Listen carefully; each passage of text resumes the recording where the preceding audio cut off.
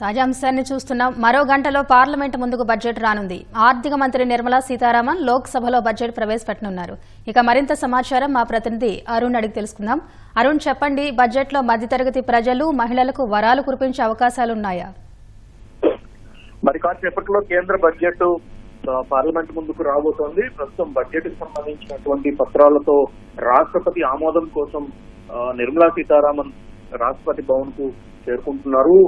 రాష్ట్రపతితో భేటీ అయ్యి రాష్ట్రపతికి అన్ని అంశాలకు సంబంధించినటువంటి వివరాలు ఇచ్చిన తర్వాత బడ్జెట్ కు సంబంధించినటువంటి ఆమోద పత్రము రాష్ట్రపతికి సమర్పించి ఆ తర్వాత నిర్మలా సీతారామన్ తిరిగి కేంద్ర ఆర్థిక మంత్రిత్వ శాఖ ప్రధాన కార్యాలయానికి చేరుకుంటారు. అక్కడి నుంచి 10 గంటల సమయంలో నిర్మలా సీతారామన్ పార్లమెంట్ కు చేరుకొని పార్లమెంట్ లో బడ్జెట్ కు సంబంధించినటువంటి పత్రాలు వాటన్నిటితో కలిపి, అంటే ప్రతిసారి గత కొద్ది సంవత్సరాలుగా కేంద్రం డిజిటల్ రూపంలోనే బడ్జెట్ ప్రవేశపెడుతూ వస్తోంది. ఈసారి కూడా అదే రీతిలో బడ్జెట్ ప్రవేశపెట్టడానికి నిర్మలా సీతారామన్ సిద్ధమయ్యారు. కేవలం బడ్జెట్ స్పీచ్ వరకు మాత్రమే పార్లమెంట్ సభ్యులకు కాపీలు, ఫిజికల్ కాపీలు ఇవ్వడానికి ఆస్కారం ఉంది. సో అందుకు అనుగుణంగానే ఇప్పటికే ఏర్పాట్లు చేశారు. 10:30 గంటలకు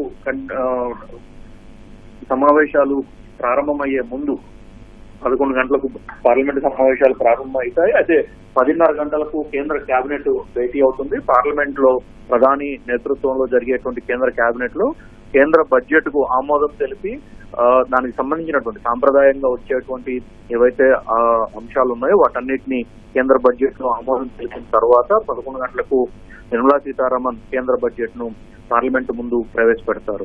అయితే ఈసారి పార్లమెంట్ కు బడ్జెట్ కు సంబంధించినటువంటి వ్యవహారాల్లో అనేక మంది ఆశలతో ఉన్నారు.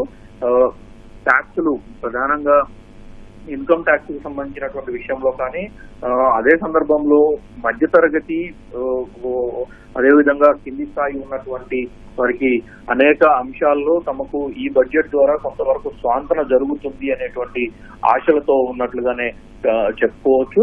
ఈ ప్రస్తుతం ఉన్నటువంటి జిఎస్టీ ట్యాక్సుల వ్యవహారంలో కూడా గత కొద్ది కాలంగా జిఎస్టీ వ్యవహారంలో హెల్త్ ఇన్సూరెన్స్ కు సంబంధించి, అదేవిధంగా చిన్నపిల్లలకు సంబంధించినటువంటి హెల్త్ ప్రొడక్ట్స్, వాటితో పాటు పాలు, పెరుగు వంటి నిత్యావసరాలపై కూడా జిఎస్టీ 18% వరకు విధిస్తూ వస్తున్నటువంటి పరిస్థితి. వాటన్నిటికీ సంబంధించినటువంటి వ్యవహారాలపైన ఈ బడ్జెట్ ద్వారా ఒక స్పష్టత ఇవ్వడానికి ఆస్కారం ఉన్నట్లుగా ప్రభుత్వ వర్గాలు చెప్తూ ఉన్నాయి. అయితే ఈ బడ్జెట్ లో ప్రధానంగా ప్రతిపాదనలు, కేటాయింపులు అన్ని ఇచ్చినప్పటికీ వాటికి సంబంధించినటువంటి అమలు బాధ్యత అంతా కూడా రాష్ట్రాలపైన ఉంటుంది. కాబట్టి కేంద్రం ఎక్కువగా ప్రత్యక్ష పన్నులు, కేంద్రం తమ పరిధిలో ఉన్నటువంటి వాటికి సంబంధించిన విషయాలపైనే ప్రధానంగా దృష్టి కేంద్రీకరిస్తుంది. మిగతా అన్ని విషయాలపైన బడ్జెట్ లో ఉన్నటువంటి పత్రాల్లో మాత్రమే పొందుపరచడానికి ఆస్కారాలు ఉన్నట్లుగా కూడా ప్రభుత్వ వర్గాలు చెప్తూ ఉన్నాయి. గత ఏడాది బడ్జెట్ 2024-25 అంతకుముందు ఎన్నికలకు సంబంధించినటువంటి వ్యవహారాలన్నీ పూర్తయిన తర్వాత ఆలస్యంగా బడ్జెట్ ప్రవేశపెట్టడంతో గత ఏడాది కేటాయింపులు ఇప్పటికీ కొనసాగుతూ ఉన్నటువంటి నేపథ్యంలో ఈ ఏడాది మరిన్ని కేటాయింపులు జరగడానికి ఆస్కారం ఉన్నట్లుగా చెప్తూ ఉన్నారు.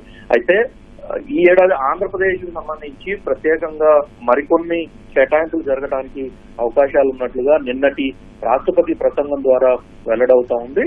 బడ్జెట్ లో గత ఏడాదిలో పోలవరం ప్రాజెక్టుకు సంబంధించి, అదేవిధంగా అమరావతి నిర్మాణానికి సంబంధించినటువంటి విషయంలో మరికొన్ని కీలకమైనటువంటి ప్రాజెక్టులు ఏర్పాట్లో కానీ, పారిశ్రామిక కారిడార్ల ఏర్పాట్లకు సంబంధించిన విషయంలో కానీ ఆంధ్రప్రదేశ్ కు ప్రత్యేకంగా కొంతవరకు లబ్ధి జరిగింది.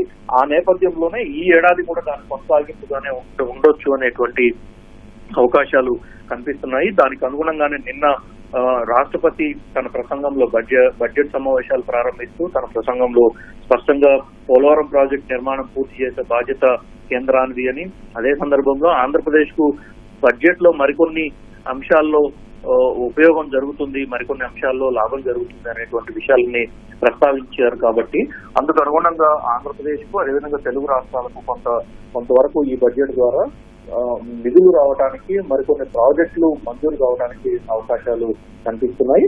ఓవరాల్ గా చూసుకుంటే ఎక్కువ ఇన్కమ్ ట్యాక్స్ కి సంబంధించినటువంటి విషయంలో ప్రజల నుంచి కొంత సోషల్ మీడియాలో, సామాజిక మాధ్యమాల వేదికగా వ్యతిరేకత పెరుగుతున్నటువంటి నేపథ్యంలో దానిపైన ప్రత్యేకంగా ప్రస్తావించడానికి ఆస్కారం కనిపిస్తా ఉంది.